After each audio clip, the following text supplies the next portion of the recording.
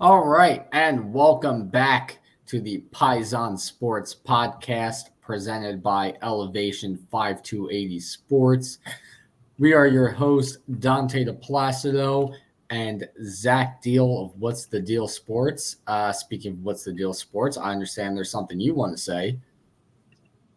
Yeah, I wanted to know what's the deal with people taking off either their helmet or other people's helmets. In these two instances, it was other people's helmets. It seems like it happens more so when somebody rips off somebody's helmet and then has it in their grasp, not taking their own helmet off and, you know, inflicting violence on teammates or opponents. But what's the deal with people swinging helmets at other people on a football field? I mean, we saw it in the background of NFL Network with DK Metcalf at Seattle practice, and there was a bunch of fights. There was a slew of fights going on in Seattle, and they ended up having to stop practice for a little bit for their coach to address the team, and then there was fights afterwards. But I'm not sure if you saw the Appalachian State video that's going around, but the Appalachian State video is like a literal crime. Like that dude should be straight up in jail. That's assault.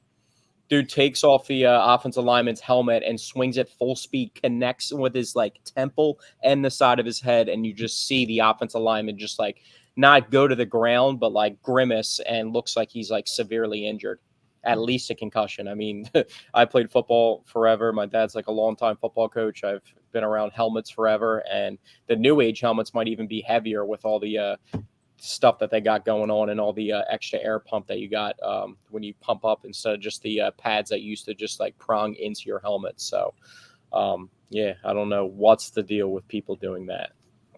I'm going to be completely honest with you, Zach. I didn't catch any of that. I didn't hear a single thing you said. You just said it all in a normal voice. It didn't sound anything like Jerry Seinfeld, so Well, that's why I thought that you were gonna do it. You That's said why. you wanted to do. You said you wanted to. No, Do, I know, but I don't got the Jerry Seinfeld impression. You know well, what I you mean? got to I'm not do gonna the try Jerry to. Seinfeld impression, or else what are we even doing here? I guess Actually, that's true. what's the I haven't been deal? warming up. What's the deal with Zach doing a "What's the deal" segment, but not doing the voice? What's the deal with that? I guess that's fair enough. Maybe I'm the meatball of the week now since that happened, Well, since that yeah, it occurred. could be. You know what? I'm a little ashamed to even be on this podcast right now after that performance. All right, well, maybe next week I'll start warming up the vocals and we'll be able to get that done. Here's what I need you to do, Zach. Here's what I need you to do. I need you to spend all of the time between now and when we do the next podcast doing nothing but watching episodes of Seinfeld, watch his stand-up specials as well. Really make sure you get the voice down. And then I've watched Seinfeld like probably a handful of times, but it's not something that like I find too entertaining. I'm more so of like if I'm watching like comedy, I like erratic like comedy.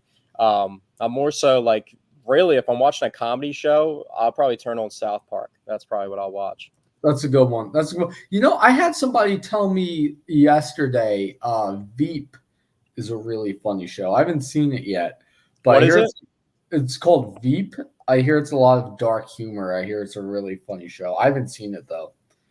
Yeah, I've never even heard of that. I'm actually somebody that's kind of not up to par with the pop culture TV shows that are out there. I haven't seen. I never saw the Tiger King.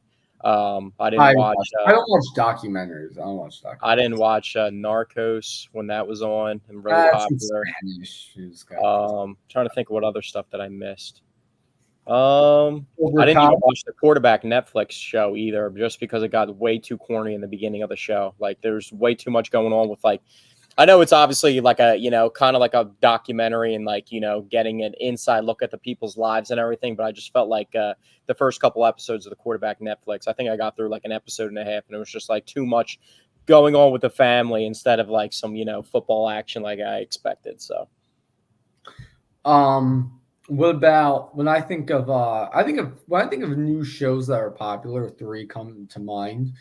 I would say The Boys, definitely. That's a big one. The Bear, that's a really good one. And probably Cobra Kai, just because that came back out recently. I You haven't watch heard of any of those shows, if we're being completely that's honest. that's insane. You would like The Boys. I know you would definitely enjoy watching The Boys. It's a great show. The thing is, it's not like I'm not trying. Like I play video games too, so that probably takes up my time. Like I'm in that 32-person NCAA football league, so when I'm not working or doing a podcast and I got some free time, that's usually what I do. But I'm down for suggestions and to find a show that I like. Like it's not Oh, like The I'm not Boys, trying to find dude! one. I'm But telling you right now. Check out The Boys. The Terrific show. Boys. All right. Well, I got to put You that on the would list. you would But definitely enjoy it. all right, I'll take that into consideration. But speaking of the boys, you see, I got the fresh jersey on. We Actually, won it's a funny. series. We won We a series, and it was finally versus the won a Dodgers. series. But we're going to get to that in a little bit. This jersey came from my cousin who grew up in San Diego as a Padres fan. And last year in San Diego, when the Phillies played the Padres, we made a bet over the 3-game series that whoever's team won the series, then they would have to buy the opposing jersey and gift it to the other person. So I ended up getting a crispy Oh, Bryce yeah. Harper jersey, and Oh, maybe nice. in a few podcasts I'll whip out the baby blue, the powder blue, I should say, Trey Turner jersey I got from this year's series. So I'm 2-0 versus my cousin who's a Padres fan. So shout out to him for buying me these jerseys. Spent like $300 on 2 different jerseys since I've beaten him in the bets. But yeah, they did win a series versus the Dodgers once again. That was probably the last time they looked good, was the last series versus the Dodgers. When they But swept it. I want to stall the brakes a little bit here because it just doesn't feel right with Mookie Betts not in the lineup. How do you feel about that? Because I know it's good for the morale of the team just based off of just beating any team in a series, just because it felt so long since we won a series. It was 5 straight series that they lost, but it's still, I'm not going to sit here and say, oh, we're the best team in the National League until I see us full strength and the Dodgers full strength and can kind of match it up there. Well, first of all, who said anything about being the best team in the National League, right? My headspace isn't there. My headspace is we won a goddamn series and against a good team at that. Like, I'm just happy to see us finally win a series again after each week on this podcast, me coming on saying all they're really doing is avoiding getting swept. And now they finally won a series again. And this is definitely at least the first series won since the All-Star break. I don't remember won the last It was time. 5 straight series dropped. Yeah. I think that's including the athletic series too, right before the All-Star break. So it's been like a month skid of terrible baseball. Yeah. So not only that, but also, they're without Mookie Betts. Who was on the mound for us last night? You know what I mean? Come on. We had I guess Tyler. that's true. We had Tyler Phillips out there pitching, who gave up 8 runs in his previous start. Started his outing out last night, giving up 4 runs. So we were down 4-1 in the blink of an eye. So I don't really want to hear it about the no Mookie Betts.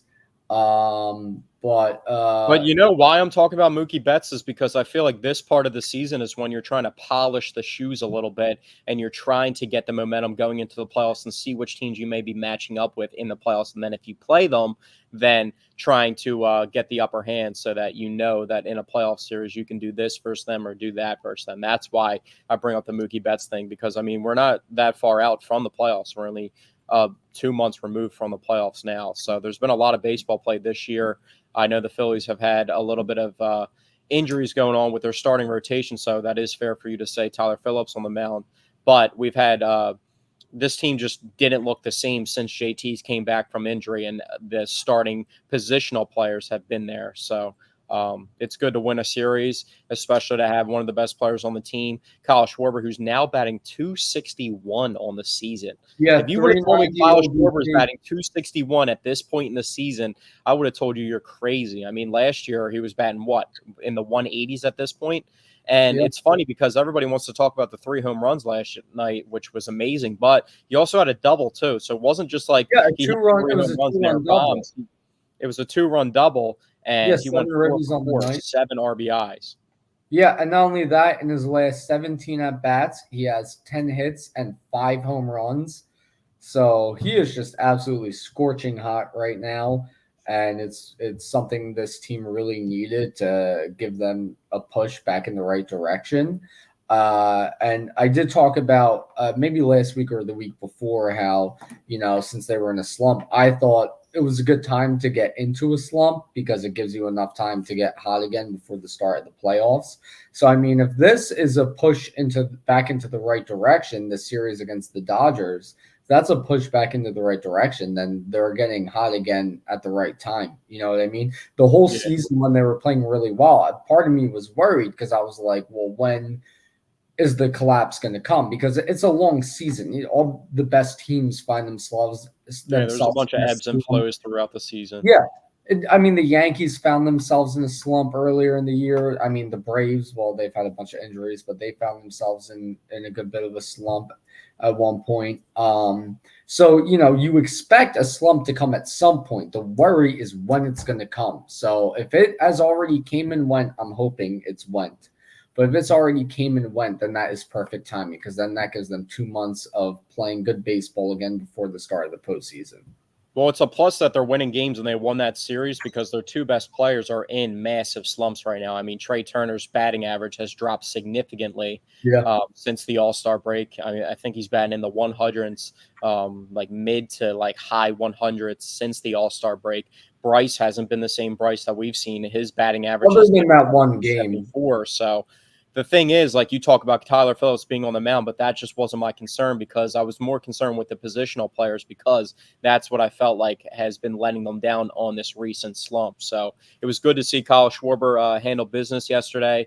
Edmundo Sosa has been playing well too when he was in the lineup, but he's not even the person I meant to mention there. Johan Rojas had another spectacular catch in the outfield the other day. He's somebody that is going to be crucial in the playoffs because if you're he's almost like a relief fielder as to where if you're up in a game and it's like the 8th or 9th inning, you're going to put him in center field to secure the defense. So he's the best defensive player that we probably have on the roster and at one of the hardest positions to play. So he keeps making plays. Bryson Stott has been a little bit better than he was mid-season, but he's still slumping a little bit, and they're starting to give him time off. The thing is about the slumps is Trey Turner and Bryce Harper aren't going to be sat because of a slump. Some of the other guys like, Bryson Stott or some of the outfielders in their platoon are going to be guys that they're going to sit. I mean, Nick Castellanos won't be sit because of the money that he's making, and he's an important person. And I think Nick Castellanos has really been coming on. He's been swinging the bat really well. He doesn't try to do too much out there, and he's just got a beautiful swing when he's on point. And he's somebody that I think is really starting to turn around and really, kind of carry the team through this slump. Well, Bryson Stott, I mean, he was in a certain stretch recently where he was batting like over 400 over a certain amount of games. So, I mean, Stott, I would say, has been hitting the ball better lately, and then guys like Trey Turner and Bryce Harper, they won't be in slumps for too long. It's just really about everyone getting it going again. And I think, Kyle Schwarber just going off and really helping lead them to a series victory, I think could be a push in the right direction for everyone. For sure, and they get a rematch versus the Arizona Diamondbacks starting tonight, and there'll be a 4-game series. What do you think about when they play the Arizona Diamondbacks? Like, what do you think about? Do you kind of feel the disdain from the way that the season ended last year? Or do you not think it's a rivalry that's kind of brewing a little bit because the Diamondbacks have been playing good ball recently? I mean, when you look at that series loss against Kobe Allard is on the mound. Yeah, Kobe Allard. It's probably going to be his last start because Taijuan Walker's also going to be coming back from injury. So I'm actually kind of happy that Walker's coming back from injury. Taijuan Walker just missed his rehab start, so I don't know how soon he'll be back. Yeah, I think yesterday I saw they designated his start to like AA, but I didn't see anything after that. I didn't know that he missed his start. So at some point in time, he'll be back in the near future, and then hopefully they get Ranger back as well. So. But anyhow, when I think of the series loss in the playoffs against the Diamondbacks, I don't look at that as a series where the Diamondbacks beat us. I look at it as we beat ourselves. And so in that case, I don't really have any hatred towards the Diamondbacks. It didn't feel like a heated series or anything. I mean, I do want to win the series as like a little bit of a get back from the NLCS, and as a way to like prove we can beat them. But other than that, I'm not like we got to beat these guys. I can't stand them. I don't really Yeah, I care. think a little bit more has to brew within the storm between these two teams, not just like one playoff series. But it kind of feels like in the territory of like not a divisional opponent, but kind of like what the Tampa Bay Bucks are to the Eagles, to where we obviously had that pick six from way back in our childhood, the Rondé Barber pick six that left a horrible taste in our mouth, and then under the Hurts regime, the Bucks have won 2 playoff games over the Eagles. So, it kind of feels like that type of rivalry is kind of brewing a little bit, but we'll see. I mean, the Diamondbacks are getting hot. I think they're in the wild card race, so maybe there could be a matchup if they get hot again at the late in the season. But if this is when the slumps are going to happen, I'll be happy. I just don't want this to carry over into a month of prolonging type thing, especially if they get a week off too, and they end up with the best record in the National League and get a bye, and you're slumping going into that. I mean, like, you could be winning games, but maybe your best players aren't performing and you have some of the role players carrying you. But if the best players don't perform in the playoffs, you're not going to go too far. Yeah, I think in general the week off kind of has me a bit worried. I the last 2 years in the playoffs we've gone in just in rhythm and have won at least the first 2 series. So to get a week off and then come back and have to face an opponent in the divisional round, that worries me a bit either way, honestly. And plus, since the first round is only 3 games, I feel like it's actually, it's sketchy because you can lose very quickly in the first Yeah, round. But yeah. also, it's pretty easy to win, to gain momentum when you win those 2 games, and then you don't have to go through a long series to where you might be burnt out and tired by the time you get to the divisional round. So, Yeah, I mean, yeah, you don't have to deal with the stress of, losing 2 games and then you're just out of the playoffs. But they've done a good job at winning those 2 games. So I don't yeah. know. For sure. But What do you think about the managerial job that Rob Thompson is doing? Because I feel like he kind of doesn't really. No one really criticizes Rob Thompson too much, but there is times where I think that he doesn't make the right move, and he doesn't really hear the flack about it. Maybe it's just because some of the other coaches in our town, like Doc, we had Doc Rivers as the basketball coach when Brett Brown was here. Nick Sirianni obviously hears a lot about it. Some other coaches, Doug Peterson, when he was here, Joe Girardi was getting canned, and the players completely tuned him out. Do you think Rob Thompson is doing the right things? Because there is times where it seems like he doesn't make the right move, and he's a little bit late or hesitant to do things, and they end up not working out. Like last year, I mean, we saw Craig Kimbrell just completely implode on the mound. We had Johan Rojas up with the bases loaded in a crucial moment in the Diamondback series, and he didn't use a pinch hitter, and they ended up missing out on that opportunity. What do you think about Rob Thompson? I think from what I've learned from watching baseball all these years is no manager is ever perfect when it comes to decision making. Charlie Manuel, as big of a legend as he was, as great of a manager as he was, it always bothered me how he would leave in Cole Hamels too long. A lot of times I feel like I would be watching a Phillies game where Cole Hamels has a really shaky fifth inning, gets his pitch count up, and then he puts him back in the sixth, and then Cole Hamels implodes, and it's like, well, you maybe should have pulled him before that, as a precautionary measure. He would always wait for Cole Hamels to implode instead of anticipating it and pulling him early when it was such like a theme with Cole Hamels, at least for like one certain season. I don't think it was like a thing throughout his career, but I remember one season when that kept happening. And what I He mean? was So also not afraid to bench star players, though. I mean, he benched Jimmy Rollins a few times for hustle issues. So he was somebody that just yeah, stuck. he was a great manager, but he wasn't perfect, and then Oh yeah, for sure. we've had managers after that like Ryan Sandberg, Pete McCannon, Joe Girardi, you know what I mean? And Rob Thompson is just so much better than those guys. So it's like, yeah, he'll make the wrong decision sometimes, but nobody's perfect. And we've seen the alternatives, and Rob Thompson is a much better option than those guys. So I think I think it's just like picking something to complain about at that point. Yeah, that is true. I just worry that at sometimes with him just kind of being a little, too mellow at times to where the sense of urgency is not at the spot that it needs to be just Oh, because he wait, needs to be field.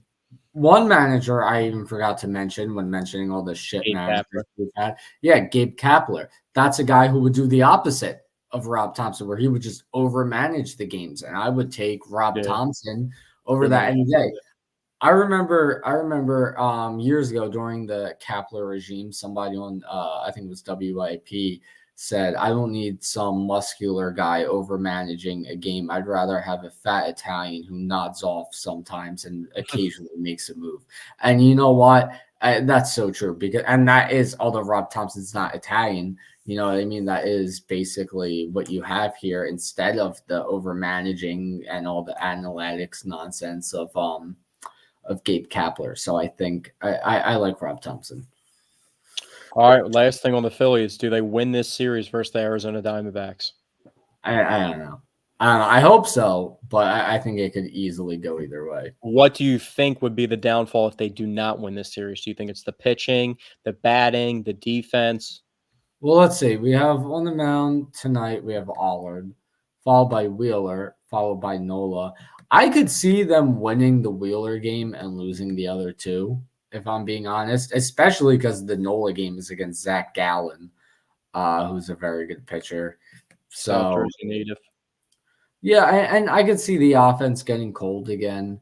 I think it could either be the starting pitching or the offense getting cold once more that would cause us to lose a series in Arizona. Or I could very easily see them feeding off the series win against the Dodgers and getting a series win here. I think it could really go either way. It's going to be tough on the road, though, not at Citizens Bank Park. Just a little bit different of a They dynamic. did But it in LA. They did it in LA. yeah, that is true. The West Coast games are tough for us East Coast people, just having to stay up so late to watch the games. And so late into the That's the night. thing. I was out till about I want to say 1:30 last night. And and then I came home and the game was still on. So I Yeah. think maybe I'm misremembering it. I No, don't know. I don't think it was that late because I was watching the game at like 12 o'clock ish, and it was like in the sixth or seventh inning, so it probably wasn't that late. But Yeah. I get the gist of what you're saying, though. They definitely end a little bit too late. But old no pitch clock baseball, that's probably true. A 10-10 start, no pitch clock baseball, you might be seeing a game Oh go yeah. to Oh 132. yeah. Yeah. Definitely. For Definitely. sure, for sure. But let's move on to the Philadelphia Eagles. We have so much to cover with the Eagles. There's so much news coming out. But let's start off with this. I I know you heard the story about Tim McManus dropping the story about Jalen Hurts contacting former Giants defensive coordinator Wink Martindale last season to figure out how to pick up blitzes. What do you think of that story? This is the first I'm hearing about it. Oh, you didn't hear about that? It's all over. They're promoting I in sports mean, radio. I have ESPN Plus too, so I read the article. I mean, my takeaway from that, Jalen Hurts. When did he call the Giants defensive coordinator? What was it? It was This off? before the playoffs last year when Wink Martindale had just gotten fired. He's now the Michigan defensive coordinator, but he was not with the Giants, but he was a former Giants defensive coordinator and was asking for advice with how to pick up blitzes. But the reason the story broke was because Wink Martindale gave that information to Tim McManus, the ESPN reporter for the Eagles. So it took Wink Martindale to come out and say that Jalen said that. So Jalen was also asked about it, and he said, "Why is that relevant now?" But then he gave another answer, and he asked who this was during the press when the story broke, and then when he was meeting with the press that day, which was yesterday. He said, "Who broke the story?" or something to that effect. And then Tim McManus spoke up, and then he gave a normal answer and said just kind of how he was trying to feel things out and just figure stuff out. So he wasn't kind of being immature about it. Kind of a different type of tone that we've heard from Jalen Hurts, a more mature tone that's kind of reminiscent of the 2022 Jalen Hurts.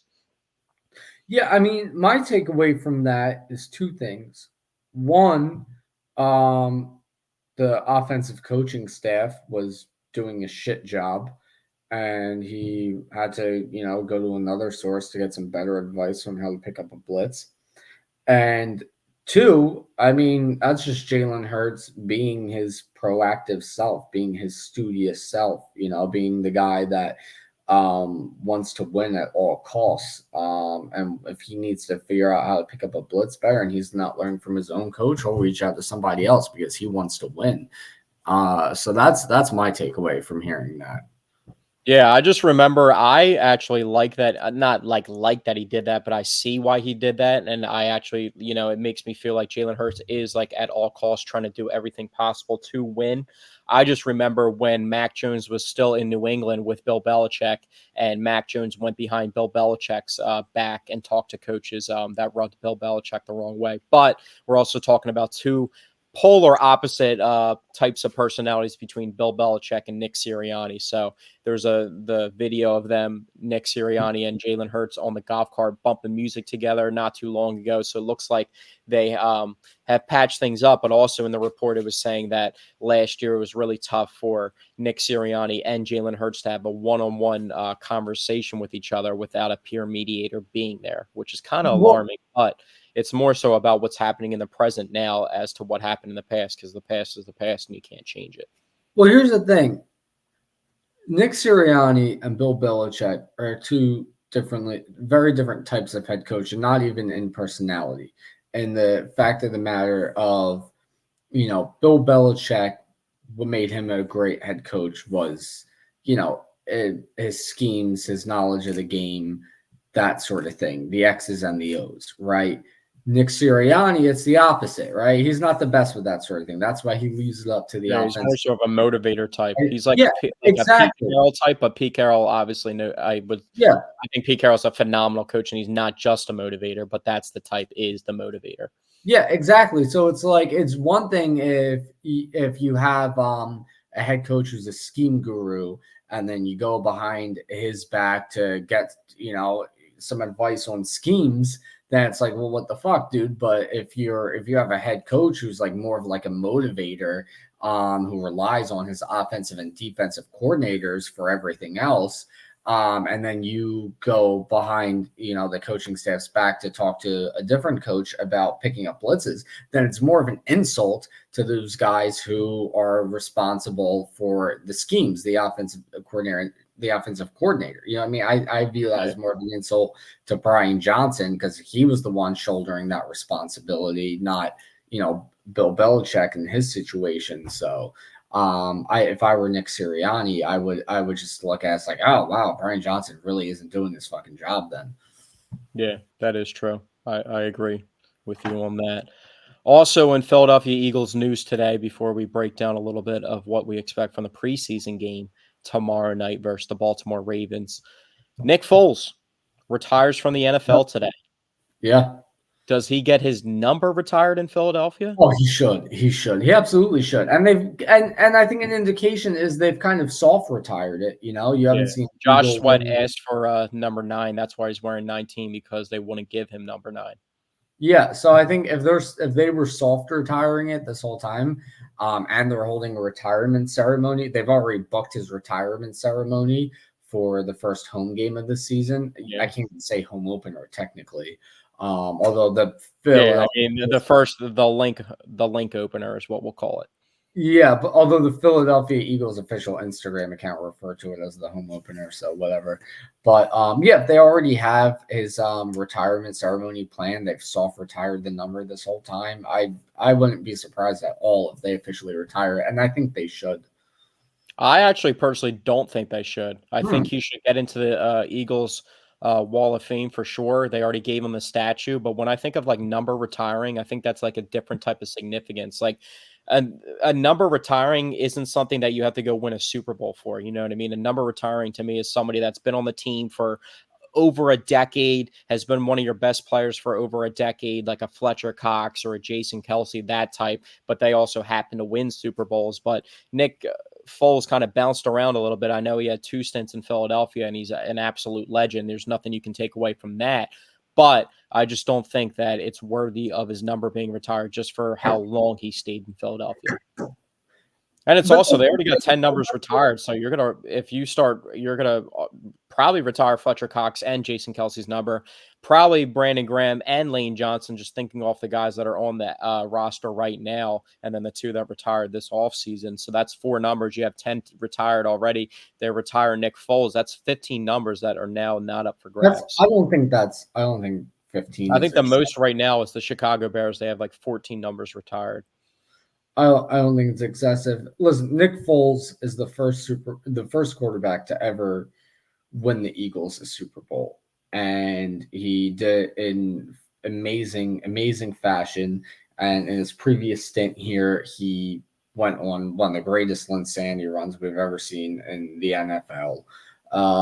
For a while, held the NFL record for best touchdown to interception ratio until Tom Brady broke it, maybe like 5 years later or something like that. So goes on that miracle run in 2013. He comes back here, wins us our only Super Bowl after many years. Gets viewed as an absolute legend in the city. It would just feel. The fact of the matter is, it would feel very wrong if somebody else put on the number 9 in an Eagles jersey, and I think that should be your reasoning for retiring his number. I could see it with that. I mean, if I was a quarterback for the Philadelphia Eagles, I probably want to be asking for number 9 because you're trying to fill the biggest shoes possible. You know what I mean? So exactly. So you don't want. I mean, I think the thing is, between my opinion of what they should do, like I'm saying, I don't think he's just the significance of the number retiring. I don't personally think that he should have his number retired, but I also think they probably will retire his number. I hope they do. Yeah, we'll see what happens. I mean, it's definitely a special moment. Nick Foles, obviously, winning the first Super Bowl for the Eagles was phenomenal in the Super Bowl. It's crazy because out of the 3 Super Bowls, Don McNabb was like, I think the craziest thing about Don McNabb was there was like a rumor that he would throw up every single time that he played in Florida in his career. So the Jacksonville Super Bowl, he was dealing with that, but they didn't really have the same sense of urgency. They scored that touchdown with like 3 minutes left in the game, I think, in the Super Bowl to make it 24-21, and they just didn't get the ball back, and they were just trying to do everything. Well, no, the problem was they were down 2 scores. They had the ball with maybe, I think it was like 8 or 6 minutes to go. And they just went down field just very nonchalantly. No hurry. Yeah, that's what I'm saying. There was no sense of urgency. They just weren't really hurrying up and trying to like. So then they got the ball back again with like 45 seconds left because they took their sweet time on the drive before that, and it forced Donovan McNabb to force up a bad throw because they were trying to get downfield very quickly, and that's what lost them the game. So. Yeah, I bring that up to say just Don McNabb was pretty good in that game, but nothing spectacular. But if you look at the performance between Nick Foles in the Super Bowl versus the Patriots and then Jalen Hurts versus the Chiefs, I don't even know who I would say had a better game because, I mean, Nick Foles was absolutely phenomenal in that game. The defense couldn't stop a lick, and they needed that to win. But it's pretty reminiscent of what happened in the 2022 Super Bowl to where Jalen Hurts, besides that fumble, I mean, played this spectacular, almost mistake-free football and was absolutely electric and scored the game the last time that he had the ball scored. And it's almost like those 2 games are, that close. The Eagles came that close to winning a Super Bowl just based off of the last 2 Super Bowls that they're in, how well their quarterbacks played. Yeah, no, Jalen Hurts, I mean, other than the fumble in the first half, he really did everything he needed to do in that second half. And yeah, like you said, the real last time he had the ball, there was like 20 seconds left and it didn't really count. But the last time before that, when it was on him, hey, you're in the Super Bowl, get downfield, get your team in the end zone, and give them the lead late in the fourth quarter in the Super Bowl. He got that done. So it was a phenomenal performance by Hurts. It's a shame they didn't go on to win that game. But I still think about that game too. I mean, I know it was tough. The Phillies World Series was also tough versus the Astros, but even with how well the Phillies played up until that point, it just didn't feel the same. It really felt like the Eagles were supposed to win that Super Bowl, and it just felt like the Phillies were just happy to be there just because that was the first time they made the playoffs in forever. So it's a tough situation. But we got preseason action tomorrow night. Yeah, I'm excited. I'm excited I'm too. There's a excited. couple players. I'm actually low key a Baltimore Ravens fan for the people that don't know. So that's my AFC team, just because I've been a fan since 2008 for them, but nowhere near root for them as much as I do with the Eagles. So both of my two teams matching up with each other. But who are some players that you want to watch and you're going to put a highlight on? I don't know if the Stars are going to play yet because the weather's supposed to be bad. It could be raining like pretty bad tomorrow night, so we may not see like significant starters. But there's probably going to be some young guys that are battling for a starting spot to be out there. I'm going to throw a couple names out there, and then you can throw your names out there who you want to watch. Obviously, the rookies are the guys that you want to see because you have never seen them play in an Eagles uniform. But the number one rookie that I'm excited to see play is actually Jalix Hunt. And I'm very interested to see what he can do on the edge and see what type of player he can develop into. I also want to see what type of moves that he has in his arsenal because he's moving over from safety to edge rusher, hasn't had the longest stint as edge rusher versus the highest competition. So I'm really excited to see what the third round pick has. I'm also interested to see Johnny Wilson, the 6th round wide receiver, because Paris Campbell has been banged up a little bit. So I want to see what Johnny Wilson has. He's apparently been getting a lot of reps with the first team as the 3rd wide receiver. And I think a guy that size, it's interesting to see what he's able to do versus competition because he already has an advantage being that big. Let's see if he can make it on the next level. And then one more that I'm looking forward to, Nakobe Dean, because this is a crucial time for Nakobe Dean. I mean, he really has to prove himself. It looks like Zach Bond's actually above him on the depth chart. We kind of knew Devin White was going to start as one of the linebacker positions, but it looks like Zach Bond is actually above Nakobe Dean at the current moment. And then you have Jeremiah Trotter nipping at the heels too. They just signed Shaq Quarterman, Jaguars, former Jaguar, and they have Oren Burks too. I think Oren Burks had a knee injury the last time that I was checking. He was actually the linebacker that filled in for why am I forgetting the name of the linebacker that got hurt for the 49ers running from the sidelines? Like Greenlaw got hurt running from the sidelines in the Super Bowl last year, one of the craziest plays ever. He was the one that filled in for him and played pretty good ball. So it's going to be competitive at the linebacker position, as most of the defensive spots are going to be. But those are the guys that I'm looking out for. Obviously, Quinyon Mitchell, too, because he's actually a starting caliber player that's probably going to play a decent amount tomorrow. But Jalix Hunt is definitely my number one guy I'm looking out for tomorrow night. I would say my number one guy is actually a guy I mentioned as somebody I was looking forward to watch back when we drafted him because, I just think it's always fun to watch a lot of somebody with this much upside at this certain position in the preseason, and that's Will Shipley. You're Yeah, he obviously, was. Yeah, I agree with that too. That's actually a name I left off my list. yeah, you're not going to see pretty much any of Saquon Barkley. You're going to see Will Shipley get, I would say, the bulk of the carries throughout the entire preseason. This is a guy who played very, very well at Clemson, rushing for 1,100 yards his sophomore year, I think. Former 5-star recruit, too. Yeah, so to see him out there gain the bulk of the carries, so almost the entire preseason, I'm very excited to see it.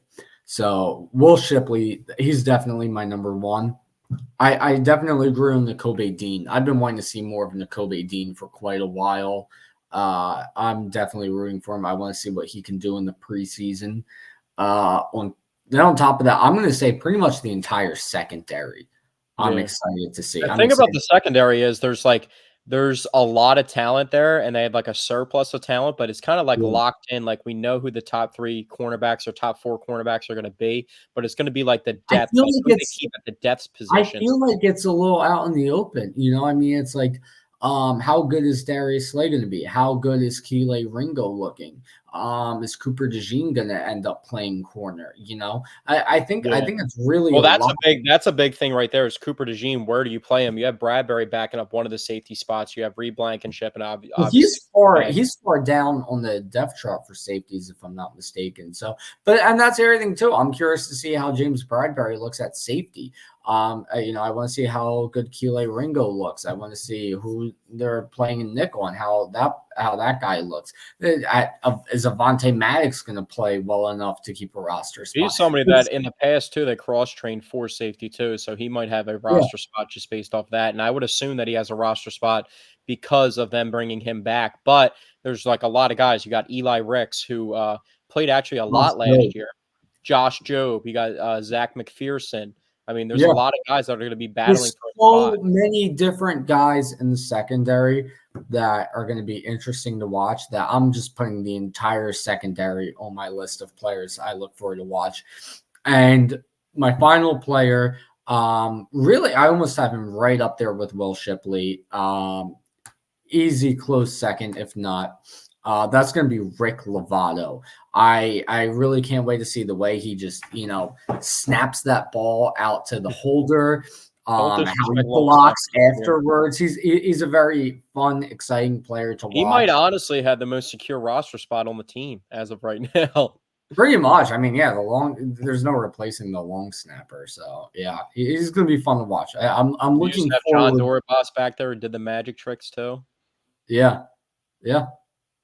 By the way, I'm also excited for Johnny Wilson. I'm excited for the young receivers and to see what the receiving core outside of AJ and Devontae can do, because Jalen Hurts isn't going to play too much in the preseason if he plays at all. I think he actually may play a little tiny bit, depending on the weather, or if they can't get him in this game versus the Ravens, maybe they play him in the second preseason game. But having a former starter in Kenny Pickett, I feel like the wide receivers are going to have their best opportunity to actually show what's going on, because they have a former starting level quarterback in the NFL as the quarterback backing up. So when he's in the game, Kenny Pickett, these younger guys should be able to, be in the positions that they should be and make plays, because you have a quarterback that used to be a starting quarterback in the NFL, and he's going to be an above average backup, hopefully. Speaking of John Dornbos, I've actually been working on something the past couple of days. Okay. You know what I'm saying? Like, boom, 2 hands business card. Where'd that come from? Right? That's Paisan Sports podcast business cards that we've been talking about for 2.5 years. We should get those, but that's the new way I'm handing out my business cards from now on. You know what I mean? Like, look, there's nothing in my hand.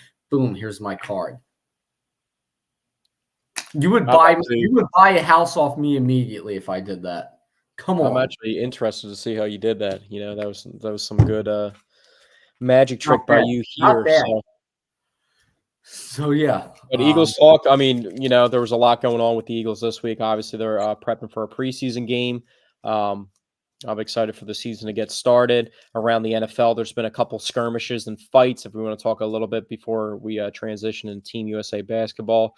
Daniel Jones starting fights with certain people out there. He started a huge scuffle and brawl, pushing a defensive tackle on the back after the play that erupted into something. And we've just been seeing a lot of battles out here. So there hasn't really been any devastating injuries to anybody. Rondale Moore just got carted off the field the other day. I mean, he's not the most popular player in the NFL or one of the better players in the NFL, but he's somebody that the Atlanta Falcons invested in, and he's out for the season with a knee injury. He had an air cast on his knee. So that's only the real big injury news that we have around the league so far. So this is the time of year that stuff like that arises. Maybe some team's cornerback gets hurt, and then the Eagles are trading James Bradbury for a 5th-round pick or something like that along the line. So that's something to keep an eye on during the preseason, but hopefully the Eagles make it out unscathed and healthy heading into the season. So, but Team USA basketball playing Serbia today was down, 54-43 at halftime.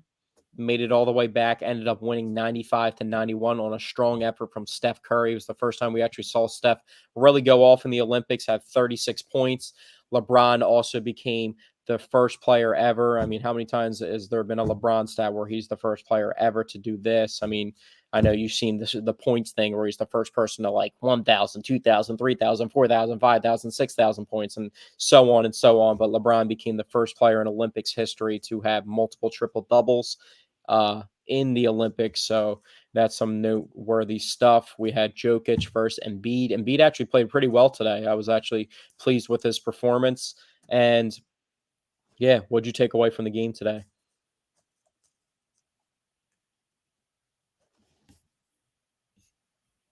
No, I'm actually frozen. Did I fool you there? A little bit, but I actually saw that the pixels were not moving. I kind of was going on a spiel too, so I think you were letting me Okay. catch my breath a little bit because I was just kind of rattling off stuff Yeah, left and right. I was So, listening. I was listening. I actually hurt my eyes to not blink for a while. I think you need to give Embiid a little more credit than he played well today. First of all, he was the second leading scorer on Team USA with 19 points. Second of all, he had a plus minus of plus 15 in a game where Team USA won by 4. And third of all, but I got home to catch the rest of the game, maybe midway through the third quarter, right? He was in the game at that point. They took him out. Then they went down by 15 points, right? Then he came back in at some point in the fourth quarter. The deficit wasn't that bad, but when he came back in the game, he scored 7 straight points, and Team USA kind of just ran away with it from there. So, Embiid, I think, was a crucial part in the win tonight. He also played excellent defense from what I was watching. I don't know if they even win that game without him. So I think the two highlight players of the night, and even Anthony Davis said it himself, were Curry and Embiid. I mean, Curry putting up, I think it was 34 points, absolutely lighting it up, and Joel Embiid putting up 19 points and really kind of being the glue that held the team together tonight. So I think Curry, Embiid, the two top players of the game, the two highlight players of the game. LeBron, a very close third. He really came up big when they needed him to. I think it was kind of just a combination of those three guys, Curry, LeBron, and Embiid. yeah, and Team USA by far is the most talented team in the Olympics for basketball, but it's still foreseen to be if they're actually the best team because the advantage that a team like Serbia has, where it's like Nikola Jokic is the best player on the team, so everything's going to revolve around Nikola Jokic, and that's why they're able to play Yeah. such good ball is because everybody knows their roles and what they're expected Yep. of and asked to do. The thing about Team USA is they're still trying to gel and see who's going to have this big game because maybe one time it's Steph Curry or like the first game that they had where it was Kevin Durant who didn't miss a shot coming off an injury and not having even played with them before, or LeBron just taking over in the fourth quarter. It's just been different guys almost every single game. But a team like Serbia, they know what they're running through, so it's difficult to match up with a team like that has like a set game plan as opposed to a team that's still trying to find their footing.